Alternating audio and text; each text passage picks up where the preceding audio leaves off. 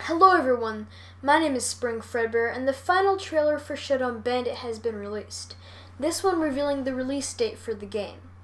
This is by far the longest trailer we've had and definitely the most interesting.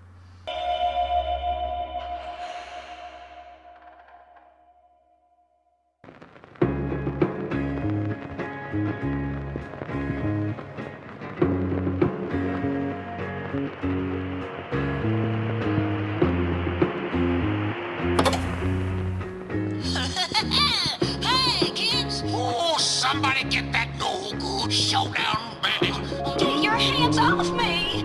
All right, friends, let's get ready for adventure!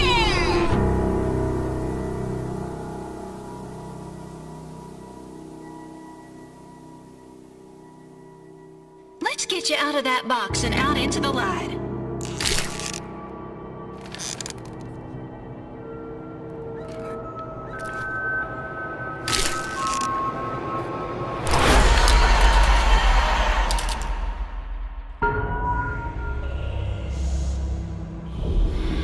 It's a big, scary world out here.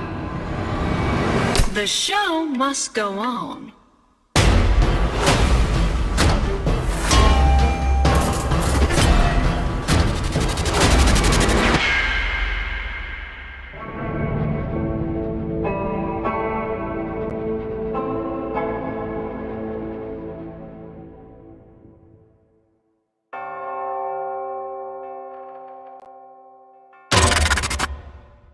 The trailer starts with the same television screen from Monday's teaser. The room is filled with various Showdown Bandit memorabilia, including a poster for one of the episodes hinting at a clown puppet character, a lunchbox, and another poster listing the TV channel that Showdown Bandit aired on, KBCU. Next we get a montage of Showdown Bandit cartoons throughout the years, one of them including a new female character seemingly named Miss Undertaker. Then we hear Showdown Bandit's voice, his incredibly cringy voice. I mean, it does sound like a cartoon character from the 1960s though. So along with the art style, I think we have a pretty clear time period for when the game is taking place. The music changes to a more somber and weighty tone as we get a second shot of the TV room. This time it's much darker and creepier. There is a figure in front of the screen that bears a striking resemblance to the creature from the fourth teaser. If it is this guy, he may play a much bigger role in the game than we thought, as he is nowhere near the puppets, instead watching the show from outside. Then, the voice from the last trailer tells Bandit to get out of the box and into the light. Anyway, this seems to be near the beginning of the game. The voice acts as your tutorial for the game, and as strings connect to Bandit's arms. It almost seems like he is not used to having strings as he is struggling to get free from them. Then he is pulled up into the air and jerked around.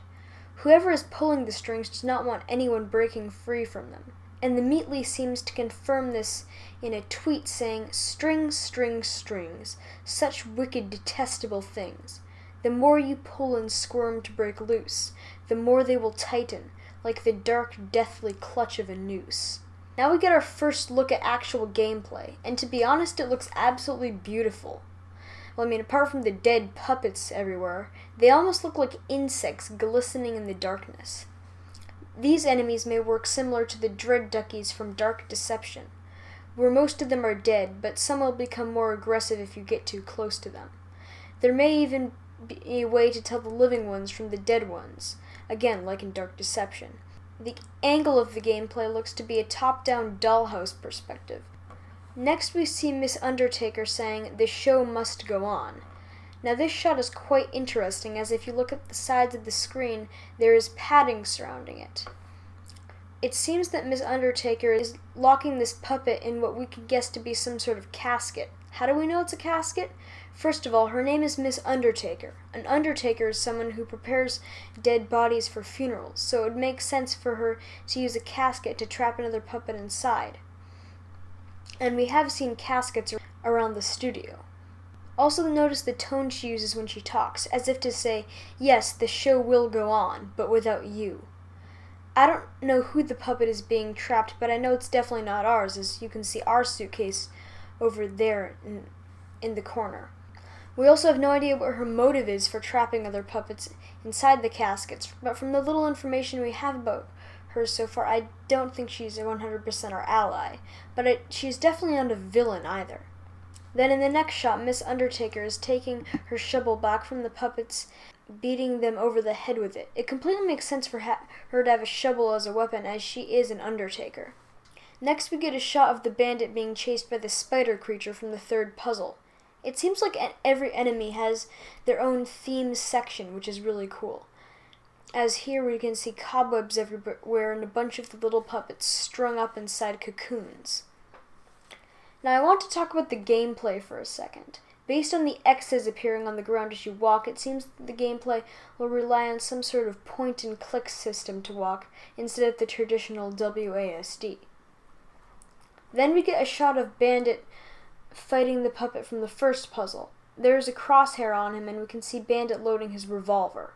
If you look closely, you can see that he has red flames coming out of his eyes. Maybe this could signify that he has seen you and is coming to kill you. The camera angle is different in this scene. Well, it could just be part of the cinematic trailer. Maybe you will be able to pan or move the camera at least in the battles. Now here's what we've all been waiting for. The release date, August 29th. And it seems to have multiple chapters like Bendy, which is very exciting because I think this game has the potential to be even better than Bendy. Now we have this guy. He seems to be some sort of very damaged scarecrow. He also appears to be holding a scythe. He seems to be very important, however, we know nothing about him, so that remains a mystery. Although there was a hidden scythe weapon in Bendy and the Ink Machine. I wonder if that is related to him somehow. Alright, so now it's time to do something that's been a staple on this channel for quite a few years now. Analyzing games' Steam pages. Alright, so the game's description reads, "Beware. For years, kids tuned in to watch the televised puppet world of Showdown Bandit, whose colorful cast performed in front of a live audience of ecstatic children. Then, without warning, the show was unceremoniously cancelled, and the studio props and puppets were left to rot. Yet somehow the show lives again, and you're in the spotlight. Take control of the bandit himself and explore the dilapidated sets of what once was the glorious Showdown Valley, in this top-down stealth action horror game from the makers of Bendy and the Ink Machine. Try not to lose your wits or your strings as you sneak through the shadowy sets past a menagerie of eerie enemies and helpful inhabitants. Fight only when you must. Don't be afraid to explore the creepiest and darkest corners, as even the smallest clues could help you answer the biggest question of all: who is really pulling the strings? So first of all, this seems to confirm my theory that there will be good and bad puppets fighting each other. It says the show was mysteriously cancelled. This could have been due to a war between the various puppets, and that would explain the piles of dead puppets throughout the trailer. But there's really not that much to go off of here, so it's mostly speculation. The game will apparently be stealth-based with a small amount of fighting.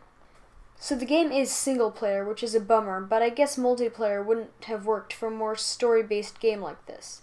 And finally we have these images. The first one being on a stage, looking like a cozy office of some sort. There is a hand icon above the door. This will probably be the symbol notifying us that we can interact with an object. As there is a casket in the corner and the area looks more homey and inviting than the other areas, this could be Miss Undertaker's area, but that's completely random speculation. The second image is in the spider's lair. However, in the corner there is a button saying reload, meaning that you'll have to reload your revolver during battles. This next one, presumably near the beginning of the game, shows Bandit climbing out of his suitcase.